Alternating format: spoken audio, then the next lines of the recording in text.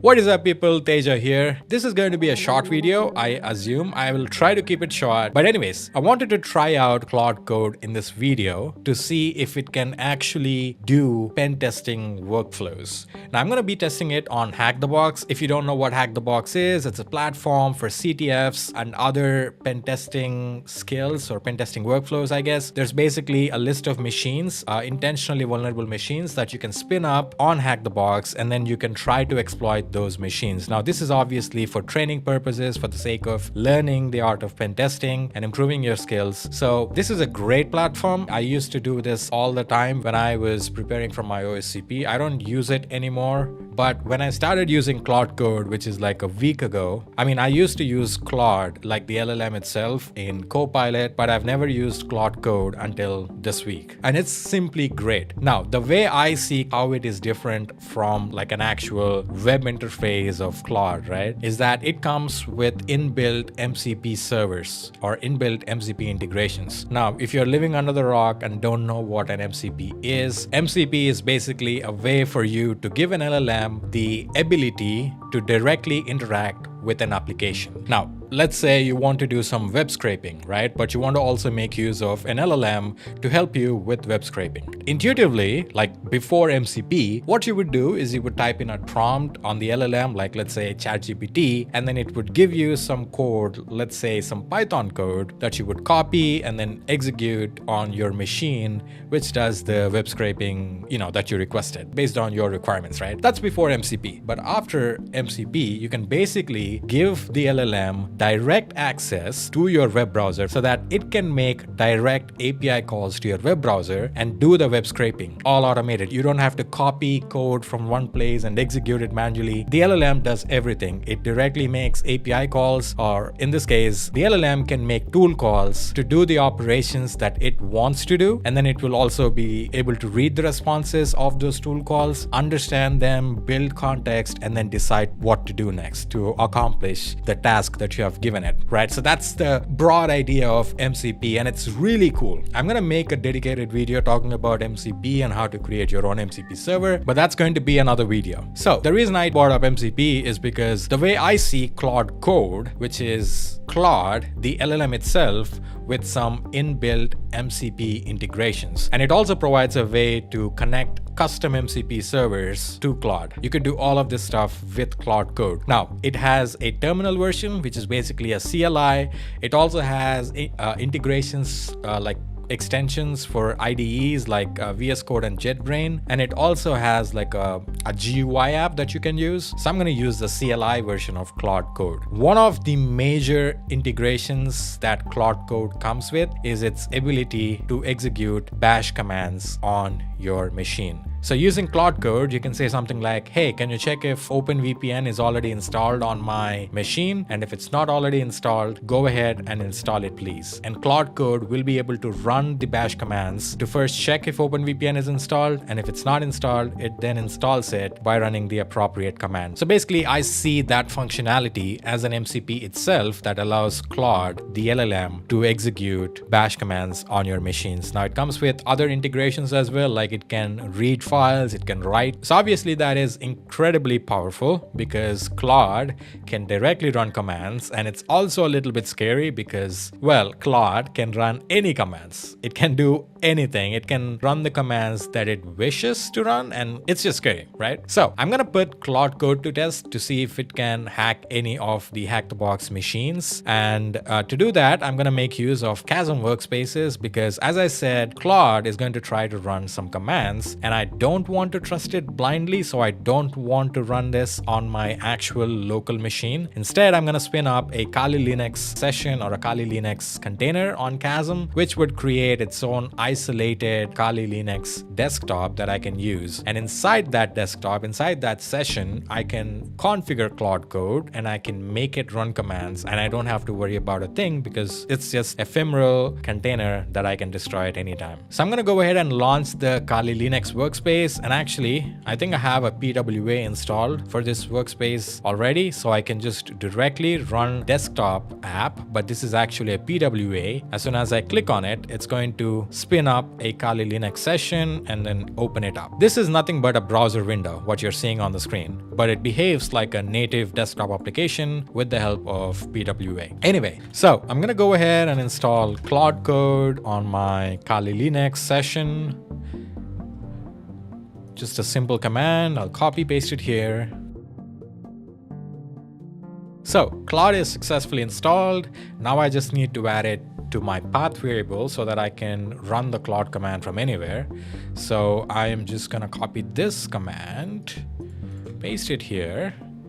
And now let me create a new directory called HTB, which stands for HackTheBox. Let me go into there, and over here, I'll go ahead and run the Claude command. And there we go. That is the Claude CLI, the terminal interface. Okay, I'll select dark mode, and I have a Claude account already. I have the Pro subscription currently, so I'm gonna make use of that. Click enter. It opens that up in the browser, and let me go ahead and log in to my Claude account.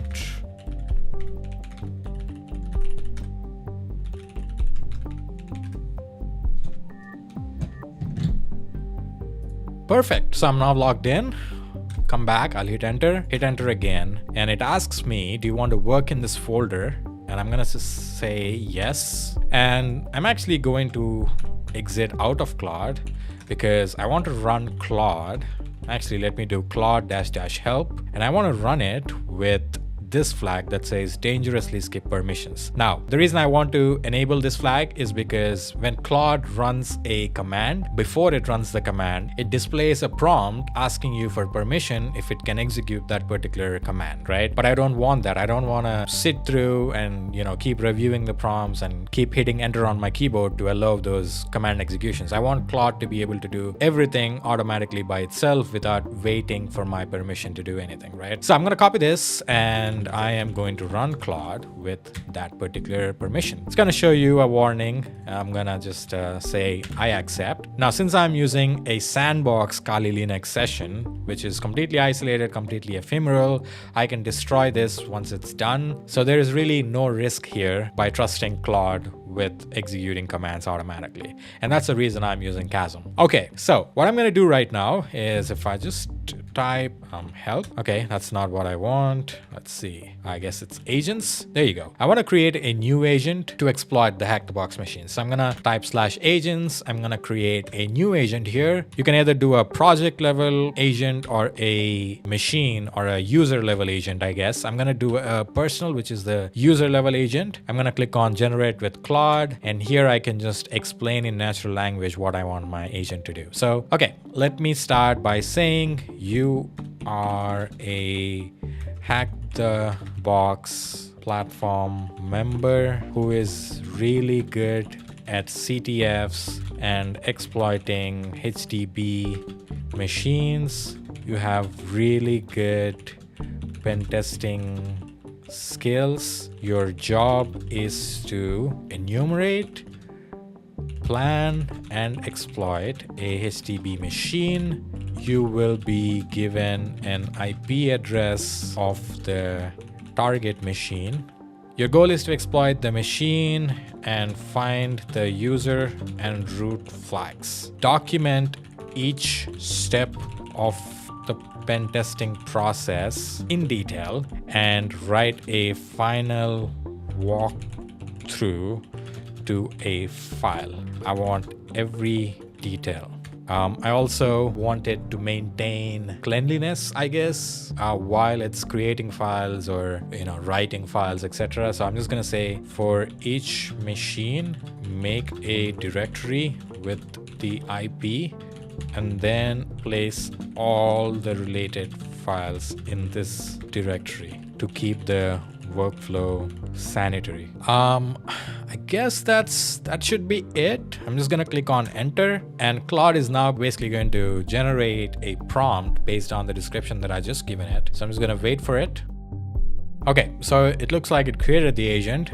Next step, it asks me what tools I want my agent to be able to access. So I'm gonna let it be the default, which is access to all the tools across all the MCP servers that are connected. By default, it doesn't have any external MCP servers connected, but we don't need them. We only need the inbuilt MCP that gives Claude the ability to run bash commands. That's all we need. We want Claude to be able to run commands on the terminal, just like a pen tester would want to have to exploit something. Right? So click on continue. It asks me to choose a model. I'm gonna choose the default, the Sonnet, just choose red. And this is what it generated. It named it as HTTP Machine Exploiter. I like that name. And this is the path where the agent instructions file is saved. The model and the description: use this agent when the user provides an IP address of the access machine. Okay.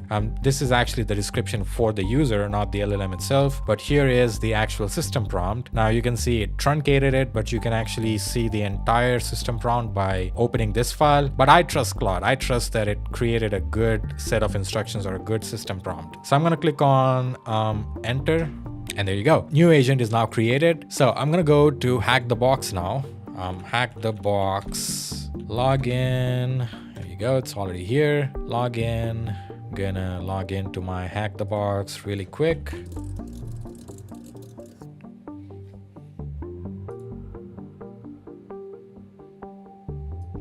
So I logged into my HackTheBox labs.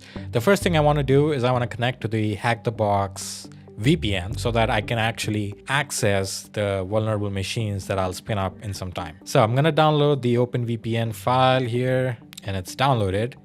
So I'm going to open up a new terminal here, and I'll go to the downloads directory, and I'm going to connect to this OpenVPN configuration. Now, I don't really have to do this. I can just tell Claude to do it. Let's see if OpenVPN is installed. It's not, so I'll do sudo apt-get update and sudo apt-get install OpenVPN. That should install OpenVPN.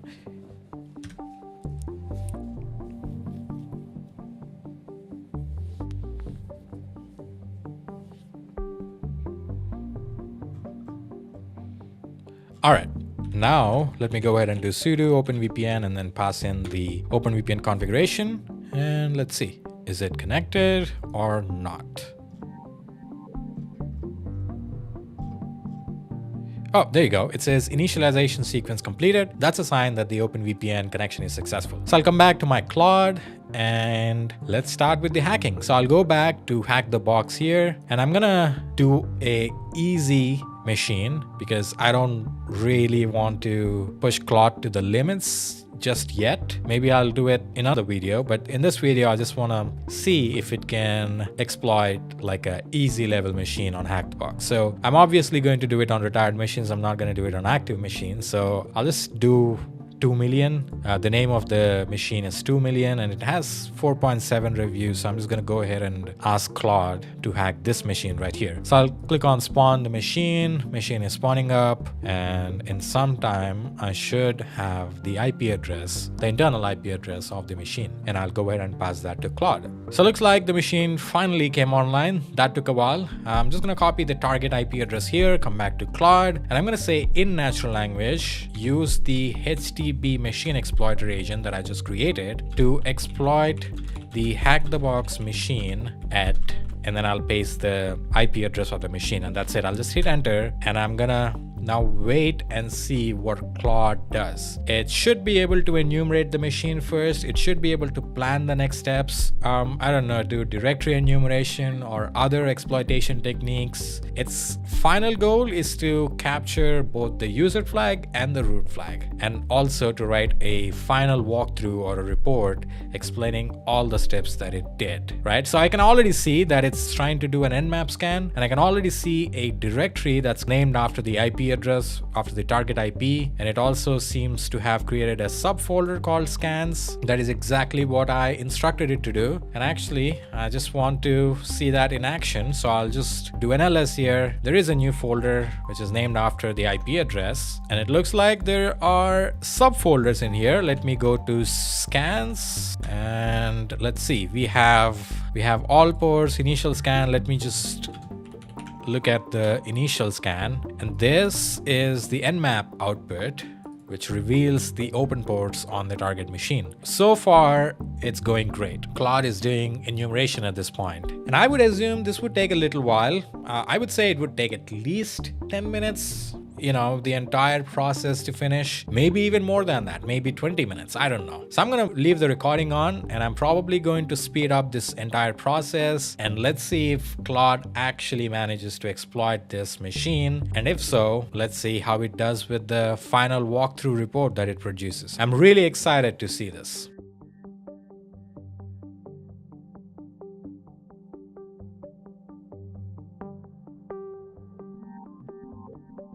Oh, and I can also hold Control O on my keyboard to switch to this mode that displays the actual thinking Claude is doing and the actual tools and actual commands that Claude is executing in real time. Or I may choose not to, and I can switch back to the default mode by holding Control O again to toggle back to the default view.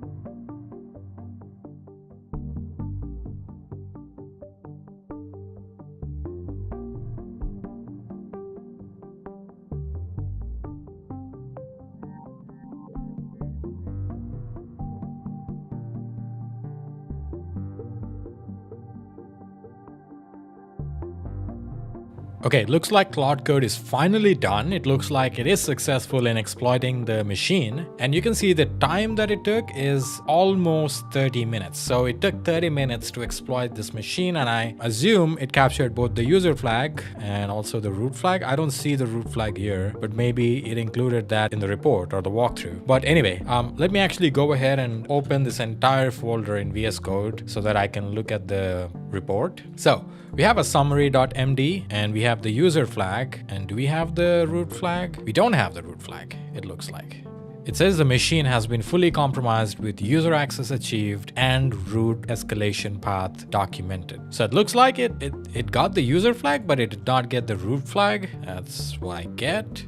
Let's see here. Root flag. Okay, so it looks like it got the user flag, but it did not manage to find the root flag. But first of all, let me validate if this user flag is actually correct and it did not hallucinate or anything. I'm gonna try to submit that, and that is a valid user flag. So this is legit. This walkthrough, everything that Claude Code did is legit. But it did not manage to find the root flag. It says that the vulnerability is identified, so I don't know why it was not able to do that. Maybe it hit a timeout value or something.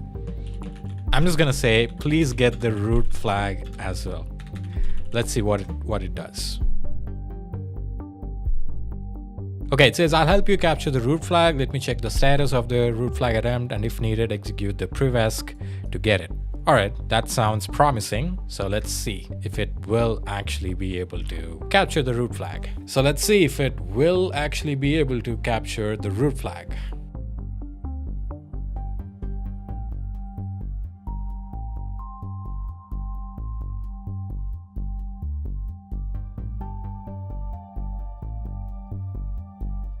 Okay, so it's done, and it says the machine has been fully compromised with validated root access, while the root flag itself wasn't exfiltrated due to technical complexities with the nested command injection.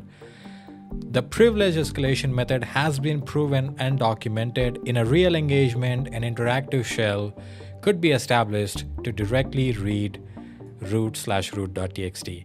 And that actually makes sense to me, because in some cases, you may only be able to read the root flag from an interactive shell, which Claude Code does not have. So it actually also gave me some evidence of root access. It says the loot directory contains multiple files confirming root access was achieved, and it shows me the UID and GID, which clearly show they are root. So I actually trust Claude with this. So anyway, I'm going to open the summary here, or actually let me open the walkthrough and let's see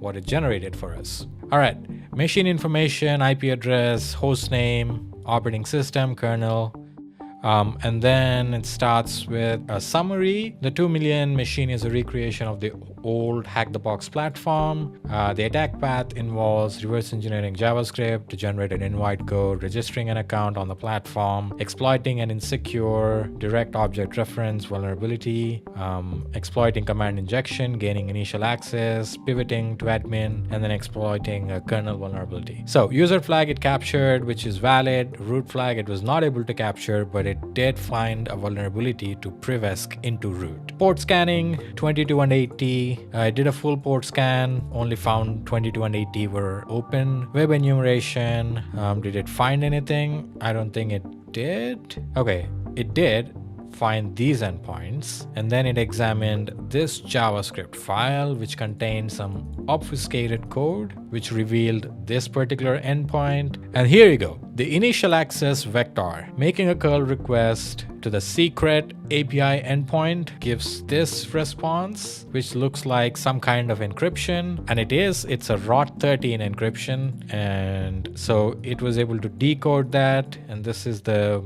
decoded message, and then it sent a request, and then it sent a curl to this endpoint here. This is the response, which contains the code, base 64 encoded. If you decode it, it looks like some kind of invitation code, and then I guess you could register an account with that invitation code and then log in, retrieve the session ID after the login. Vulnerability analysis, it also did a vulnerability analysis.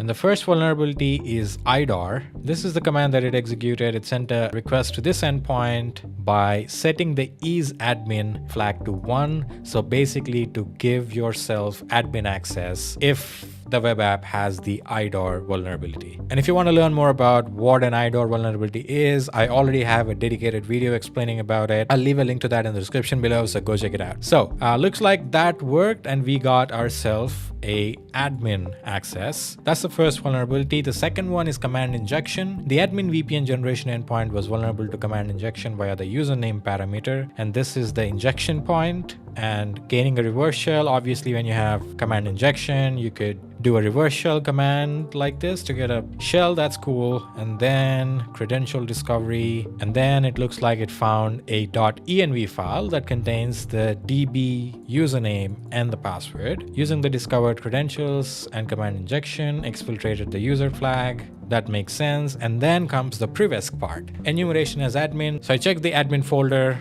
It found an email. It looks like the email has some kind of hint talking about the Linux kernel CVEs, which involves overlay FS. And then it checked the kernel version, and it detected that particular kernel is vulnerable to these CVEs. And here's some explanation on how that particular CVE works and how to exploit it. It also created a exploitation script. And here it says, due to technical constraints with the command injection method, the final root flag retrieval encountered issues. However, the vulnerability is confirmed and the exploit methodology is valid. So that actually looks like a very, very well written walkthrough for me. Now, I know it did not manage to actually exfiltrate the actual root flag string, but it still gave us the exact step-by-step information about how to privesk to root. To me, that's great. And again, I don't want to advocate cheating in HackTheBox by making use of an LLM, because in my personal opinion, this is huge when it comes to learning. Like, you could have the LLM generate a walkthrough for you that you can read and understand. And that is the aspect that I really like about it. Not that it is fully automated, not that you can make use of it to kind of cheat in a CTF competition or whatever. Claude's ability to document all this and create a report is actually the key point here. And I actually prefer for it to not exfiltrate the root flag for me, because that